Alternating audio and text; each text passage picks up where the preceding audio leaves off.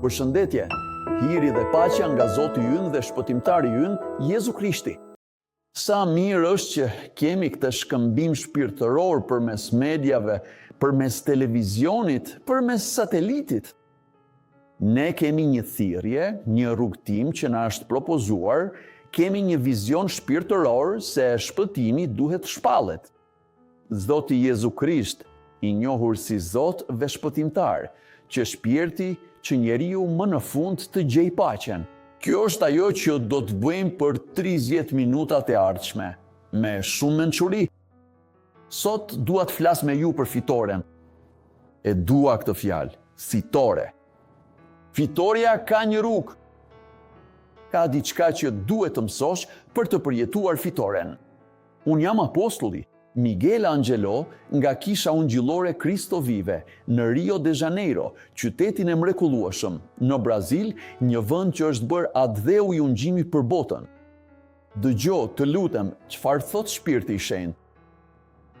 A e ke vënë re që ka njerëz që edhe pse përballen çdo ditë me betejë të mëdha, pengesa të mëdha, vështirësi të mëdha, gjithmonë përfundojnë duke thënë fitova, pata fitore.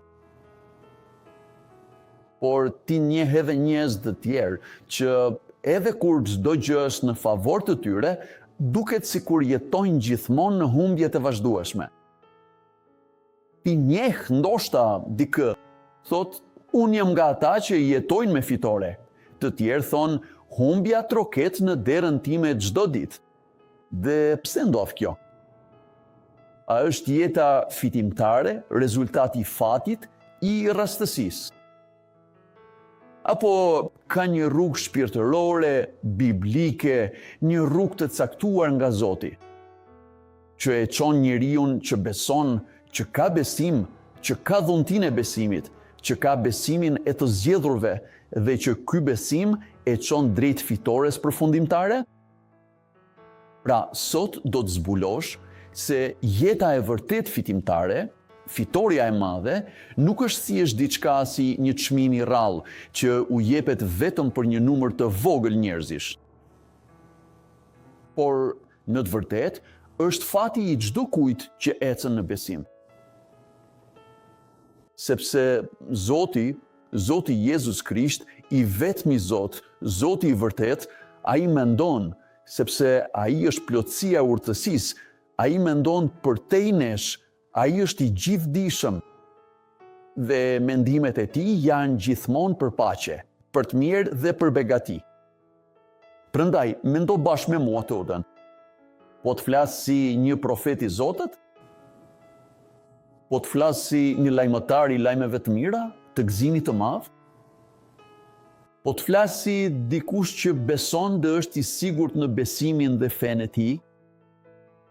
Dikush që profetikisht flet nga ana e Shpirtit të Shenjtë? Dhe Bibla thot se nëse beson te Zoti, je i sigurt. Nëse beson te profeti, duhet të përparosh. Prandaj dëgjo, Zoti të ka bekuar, të ka thirrur, të ka paracaktuar, të ka justifikuar dhe të ka lavdëruar. Për çfarë? Që ju të fitoni. Për të fituar. Në Diatën e Vjetër ka një fjalë që thot se Zoti zbuloja Jakobit. Dhe kapitulli 49 i Zanafillës, i pari nga 66 librat e Biblës, thot: mbani mend se kjo është vetmja fjalë e vërtet, e vetmja fjalë e vërtet shpirtërore. Nuk ka fjalë të shumta, koncepte të shumta, dyer të shumta, shtigje të shumta dhe jetë të shumta. Jezus i tha: unë jam udha, e vërteta dhe jeta. Prandaj, Bibla e Shenjtë është e vetmja e vërtetë e gjallë. Dhe Zoti, si shtuhet në Zanafill 49:25, nga Perëndia i Atit tënd, i cili do të të ndihmojë, dhe nga i plot fuqishmi, i cili do të të bekojë me bekime nga qeji i lartë. Me bekime nga thellësit, me bekime nga gjinjt dhe nëna. Bibla thot më tej, bekimet e Atit tënd do të te kalojnë bekimet e etërve të mi. Pra, Zoti po flet për të bekuar. Çdo njeri që jeton i bekuar është nga natyra një njeri fitimtar. Sepse Zoti thot në fjalën e tij, në këtë premtim kaq i bukur, kaq i çmuar, kaq i vërtet, Zoti ka bekuar në të gjitha fushat. Fusha shpirtërore, fusha emocionale, fusha familjare, fusha financiare, fusha fizike. Pra, Zoti kur vepron, ai nuk punon vetëm në një pjesë të jetës, ai punon në tërë qenjen tek ai që vetë ka krijuar për lavdinë e tij. Pra, çdo fitore fillon aty, apostull. Ndoshta je këtu në Brazil, në Afrikë, në kontinentin Amerikan, Evropian, në Azi, në lindjen e mesme, përmes misioneve tona globale Grace Missions. Dhe unë të them këtë, çdo fitore fillon me mentalitetin. Këtu fillon fitoria. Ti e di që Zoti na ka krijuar me një mendje fitimtare. Pali, kur është shkruan Korintasve, thot këtë. Ne kemi mendjen e Krishtit. Mendja e Krishtit nuk është mendja njerëzore. Mendimet e Zotit nuk janë mendimet tona. Kështu thot profeti Isaia. As rrugët tona nuk janë të njëjta me rrugët e Zotit. Mendimet e Zotit janë shumë më të larta. Dhe do të them, disfata nuk shkon me jetën shpirtërore të atij që ka lindur sërish. Nuk shkon. Tradita ungjillore thot se disfata nuk është gjë për të krishterin. Një krishter nuk mund të jetë dikush që rrëfen, që thot, që dëshmon për Zotin dhe shpëtimtarin e tij Jezu Krisht, të vetmin Perëndi të vërtet, që ka një fjalë të vetme të vërtet, që ka një rrugë të vetme të vërtet, që është krishterimi e vetmja fe e drejtë dhe korrekte që të çon në përjetësi. Pra, Bibla thot se fitoria është një qëndrim përpara se të arrihet. Një rezultat, a e kupton? Kushdo që beson në premtim, mendja e të cilit i përket Krishtit është i vetëdijshëm për atë që thot fjala e Perëndisë. Prandaj, kushdo që beson në premtim nuk mund t'i nënshtrohet presioneve të botës. Sepse Bibla e bën të qartë se ekziston një ligj, ligji i mbjelljes dhe i korjes. Zoti ja tha këtë Noeut. Jemi ende atje pas në besëlidhjen e vjetër, që të shohër se ka një kuptim të tërë shpirtëror nga libri i Zanafillës deri te libri i Zbulesës. Bibla ka 66 libra, 39 të vjetër dhe 27 të rinj. Bibla është shkruar gjatë një periudhe prej 1500 vitesh në 3 kontinente, në gjuhën hebraike, aramaike, greke dhe latine. Hulumtimet e inteligjencës sugjerojnë se Bibla ka 73.900 lidhje, të gjitha që çojnë te personi Jezusit. A është e mundur që një libër fetar ta ketë këtë kapacitet, këtë fuqi? Jo, ky është i vetmi. Ja zëri i Perëndis, ja Zoti dhe shpëtimtari ynë Jezu Krishti. Pastaj Perëndia i thot Noeut, për sa kohë që të ekzistoj toka, a do të ketë gjithmonë prodhim fararash? Dhe korja, të ftohtit dhe të nxehtit. Po lexoj, Zanafilla 8:20d. Vere dimër, ditë e natë. Por shikoni ju lutem, do të ketë ende mbjellje dhe korje. Pra, kjo do të thotë që Perëndia vepron nëpërmjet besëlidhjeve të tij, asaj që ai bëri në besëlidhje me njeriu. Pastaj asgjë në jetën tonë nuk është fat ose nuk ndodh rastësisht. Ai i tha Noes, Noe, përderisa të ketë tokë, do të ketë mbjellje dhe korje, të ftohtë dhe të nxehtë, ditë dhe natë. Pra, sa herë që dikush mbjell besim, besimi është siguri, besimi është bindje për gjëra që nuk shihen, por që priter. Pra, sa herë që dikush mbjell besim, bindje, bujari, Perëndia garanton rezultatin. Pra, korja e të korave të jetës në të gjitha fushat e jetës nuk është magji, është një rezultat. Ata që mbjellin për kushtim, korrin mrekulli. Ai që mbjell besimin, korr virtytet e besimit. Dhe ju e dini se Zoti nuk i haron ata që ndërtojnë jetën e tyre, dhe brenda jetës së tyre një altar besimi. Sepse sa po kaloi përmbytja e madhe, gjëja e parë që bëri Noeu ishte ndërtimi i një altari. Dhe thuhet se Zoti u kënaq me Noen, Zoti pa hir te Noeu, sepse ai kishte një lidhje të thellë me Zotin.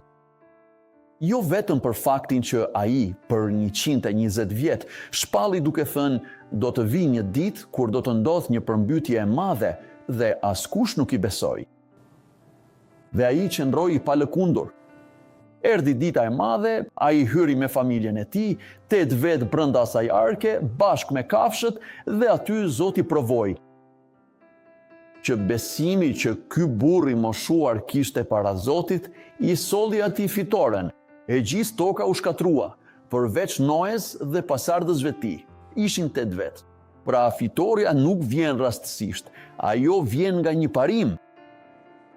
Dhe altari është vendi i dorëzimit. Kur ne gjunjëzohemi, kur lutemi, kur thërrasim, është vendi i dorëzimit, i besimit, i besnikërisë. Pra, ai që ngre një altar ka këtë qëndrim. Kur flas për altar nuk është thjesht të vësh disa gur bashk. Është një qëndrim, është mendja e kthyer nga Zoti, nga Bibla e Shenjtë. Ai që ngre një altar, ngre një të tashme dhe një të ardhme jashtëzakonisht të bekuar.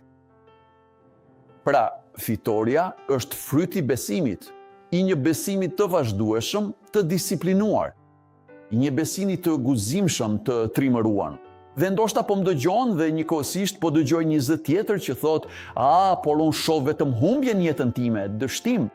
I dashur, humbja dhe dështimi nuk janë gjërat një të kristeri. Tani për tani, le të kalojmë te besëlidhja e re e Biblës, me apostullin Paul që i shkruan një letër bashkësisë së kishës së paganëve në Filipi. Dhe ai thot në kapitullin e parë, jam plotësisht i bindur se ai që e filloi këtë vepër të mirë do ta çojë deri në fund, deri në ditën e Krishtit, Jezusi. Pra Pali e kishte këtë bindje. Jam të drejtë. Ai thot, jam absolutisht i sigurt. Të doja ty që tani jenë shtëpi, në spital, në njësinë e kujdesit intensiv, në burg, ty që shikon dhe sheh gjithçka, në errësirë, sikur të ishe brenda një tunel i errët ku po kërkoj me duar. Jeta ime nuk ecën përpara, gjërat nuk marrin hovë, asgjë nuk ndodh. Edhe një herë, dëgjoj. Pali tha, jam plotësisht i sigurt. Pra, ishte një njeri me besim, sapo të fola për Jakobin, sapo të fola për Noen, njerëz me besim. Çfarë është besimi? Përsërit apostulli im. Besimi është siguria, është bindja që jepet nga shpirti. Shpirti i shenjtë i Zotit, ata që ai i zgjodhi, i veçoi, i thirri, i justifikoi dhe i lavdëroi. Çdo person që ka Jezusin si Zot dhe shpëtimtar, mund ta rrëfej Jezusin si Zot dhe shpëtimtar vetëm nëse durata e besimit është përmes shpirtit brenda jetës tënde, në mendjen dhe zemrën tënde. Tani mendo me mua, të lutem, ti që i ke thënë vetes, unë kam lindur me një karma vujtjeje, hiqe këtë nga jeta jote, sot në emër të Jezusit. Por në vijën familjare ekziston një mallkim i trashëguar. Ai është thyer në emër të Jezu Krishtit. Atëherë ti thua, asgjë nuk shkon mirë. Kam një libres pune këtu në Brazil, kam punuar në 22 kompani, shkoj me gjithë aftësinë time dhe më pushojnë nga puna. Mungonte të më dëgjoje mua, sepse ti nuk po dëgjon vetëm një njeri. I po dëgjon shpirtin duke folur. Pali tha, jam plotësisht i sigurt se ai që e nisi veprën e mirë, gjithçka që Zoti fillon të dojë, është e mirë. Zoti nuk fillon diçka për ta lënë për gjysmë.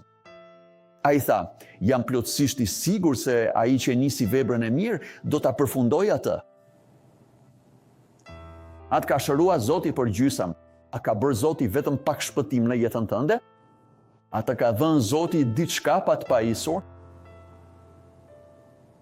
E shoh nga jeta ime personale, njerëzisht, unë jam më i vogël nga apostujt e këtij bote. Nuk jam i deni as shuhem apostol. Por veprën që Zoti nisi në jetën time dhe që ai do ta përfundoj, jam i sigurt se të gjithë vitet që do të jetoj në këtë tokë, koha që do të jetoj këtu, do të jetë gjithmonë një kohë e lavdishme. Një kohë e fuqishme, sepse unë vërtet besoj. Unë besoj se Zoti ka nisur një vepër të mirë në jetën time dhe ai do ta përfundoj deri në ditën e fundit.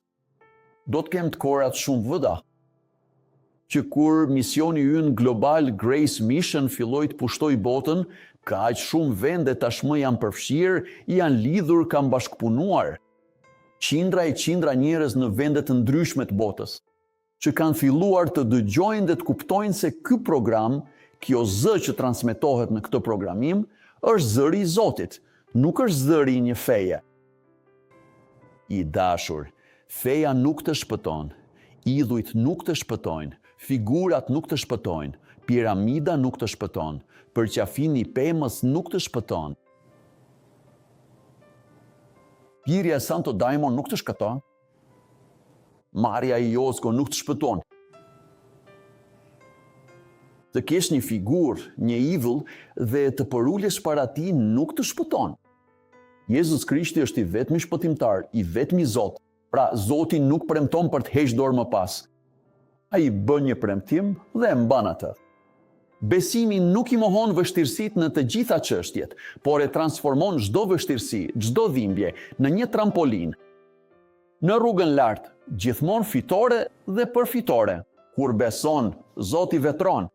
Fitoria është shuma e vendimeve të vogla të përditshme të besimit në Krishtin, Jezusi. Dhe kur vazhdon të besosh, edhe pse i lodhur, i raskapitur, dhe thua, Zot, amin, edhe pa i kuptuar disa probleme dhe vështirësi, përfundoj unë. Unë jam një burr që lindi, ti je një grua që lindi për një jetë fitimtare, ti linde për të fituar. Zoti që e filloi veprën e mirë nuk do të ndalet, ai do ta përfundojë atë. Besimi që mbillet sot është besimi që këndohet. Qofti lavdëruar emri yt nesër në emër të Jezusit. Pastor, çfarë duhet të bëj? Jam i entuziazmuar nga kjo fjalë, më preku zemrën, ndjej zjarr në kockat e mia. Çfarë duhet bëj? Vetëm një gjë. Dorëzoja jetën tënde Jezusit. Dorëzohu tek ai. Rrëfeje si Zot dhe shpëtimtar. Bibla thot se atij që e pranon, jepet fuqia të quhet bir i Zotit. Ti ke një jetë të fuqishme dhe do të kesh një jetë fitimtare. Prandaj, qofti lavdëruar emri i Zotit, i madh, unë jam Jezu Krishti, Zoti mëshirëplot, i dhëmshur, i gjithdijshëm dhe sovran, përmes buzëve të mia të ka folur, ngri duart dhe thuaj: unë e pranoj Jezusin si Zotin tim. Unë e pranoj fitoren për të gjitha çështjet e jetës sime. Unë jam krye, nuk jam bisht, jam lart, nuk jam më poshtë. Unë do të kem për të dhënë hua, nuk do të marr hua. Të gjitha këto në emër të Zotit sovran, të vetmit, Zotit të plot fuqishëm, Jezu Krishtit, Zotit, profetit të kombeve, të plot fuqishmit. Amin. Amin. Dhe falënderime Zotit. Të dashurit e mi, nëse doni të kontaktoni me ne, numri ynë i telefonit. Këtu në Brazil është +5521, është aty në ekranin tuaj, 991274 154. Nëse doni të kontaktoni me ne për të marrë një lutje personale, është 5521 3017 9090, Rio de Janeiro, Brazil. Sot është e diel dhe tani në orën 9 mëngjesit do të kemi një takim të madh besimi në Katedralen Krishti i Gjallë, këtë pallat të Zotit, që është ndërtuar për lavdinë e Zotit Jezu Krisht, me gjithë furnizimin e tij qiellor, sepse qejt gjithmonë hapen mbi shërbesën time. Rruga Marica 320, në lagjen Campinos, zona perëndimore e Rio de Janeiros, aty do të gjesh rrugën që gjithmonë ke ëndërruar. Por ndoshta unë jam lart, jam në një vend tjetër. Bëu antar i kishës përmes rrjeteve sociale. Edhe nga larg do të jesh pjesë e saj. Nga ministria janë. Sot, ora 9:00 dhe 17:00, 2 takimet shkëlqyera në Cristo Vivo. Dhe ju, që jeni këtu në Rio de Janeiro, a do të mbisni diçka? A do të shtyhet? Do ta shtysh punën për më vonë? E di që shtyrja është një gjë djallëzore, sepse njerëzit shtyjnë çdo gjë në jetë, duke pritur që gjërat të përmirësohen dhe të ndodhin një ditë. Ajo ditë nuk do të vi kurrë. Sot është dita nëse vendosni kështu. Amin? Faleminderit shumë. Faleminderit që dëgjuat zërin e frymës së shenjtë. Faleminderit që dëgjuat profetin e Zotit. Faleminderit që i kushtoni vëmendje fjalës së Zotit, e cila nuk do të kthehet. Bibla e zbrazët, fjala par excellence, fjala e fjalëve. Jam mirënjohës ndaj ekipit tim të vëllezërve dhe motrave që janë me mua, duke punuar, duke përhapur fjalën përmes mediave sociale, televizionit, radio, satelitit dhe rrjeteve ndërkombëtare. Jam mirënjohës ndaj njerëzve të kishës ungjillore. Krishti jeton. Një popull i veçantë, popull i Perëndis, i kishës së Krishtit jeton këtu dhe në 123 vende. Ata janë njerëzit që Perëndia i ka ngritur për lavdinë e tij, në mënyrë që mbretëria të mund të përparojë. Dhe Jezusi le të pushtoj të gjitha kombet përmes dëshmisë son dhe rrëfimit të fjalës. Dua të falenderoj familjen Rodrigo Ambrozi dhe Fabiana Ambrozi nga Turbomil, Vilemil Meskita. Kjo familje që e dua aq shumë, e bekuar, ashtu siç janë të bekuara familjet e Krishtit të gjallë, por që ka një përkushtim të jashtëzakonshëm në përhapjen e fjalës. Qofshit bekuar fëmijë dashur. Renato Villarinho, Claudia Riches, familja të bekuar Zinzani, një kompani fituese. Faleminderit që e doni veprën e Zotit. Faleminderit që jeni krah për krah me ne. Faleminderit që lejoni shpalljen e ungjillit në mbar botën. Faleminderit Global Grace Missions, që po arrinte njerëzit që ndryshe nuk do t'ishin arritur kurrë, që po transformon jetë që ndryshe nuk do t'ishin ndryshuar kurrë, që po sjell jetë atje ku kishte vetëm pritshmëri vdekjeje. Qofshit bekuar Kiqef, në emër të gjithfuqishmit, Zotit të vetëm, autorit të jetës, bariu të mirë, Hardhia e vërtet, bariu supremi i deleve, kryeprifti i rrëfimit ton, apostulli dhe profeti i shpirtit ton, bariu i mirë, Zoti i mirë, aleluja, ati i qoftë gjithë nderi, gjithë lavdërimi dhe gjithë lavdia. Ky zvot nuk dështon. Shiko, tani i fillon të thuash, unë jam fitimtar, unë jam triumfues, ai është gjykatësi ynë, ai është parakleti ynë, ai është avokati ynë, ai është ai që lufton betejat tona, ai është ai që lufton dhe fiton betejat tona, vetëm atij i qoks nderi, lavdërimi dhe lavdia për gjithmonë. Takimi ynë ka mbaruar. Sipas përkufizimit, më shumë se sa një fitues, kjo është ajo që je ti. Na kontaktoni. Vërtetoni se jeta juaj sapo ka pësuar një ndryshim të madh. Dhe sot ti do të thuash, tani po, me Krishtin, unë jetoj përjetësisht. Hija dhe paqja. Një përqafim nga apostolli Miguel Angelo nga Rio de Janeiro, Brazil, për mbar botën. Hija dhe paqja. Në emër të Jezusit.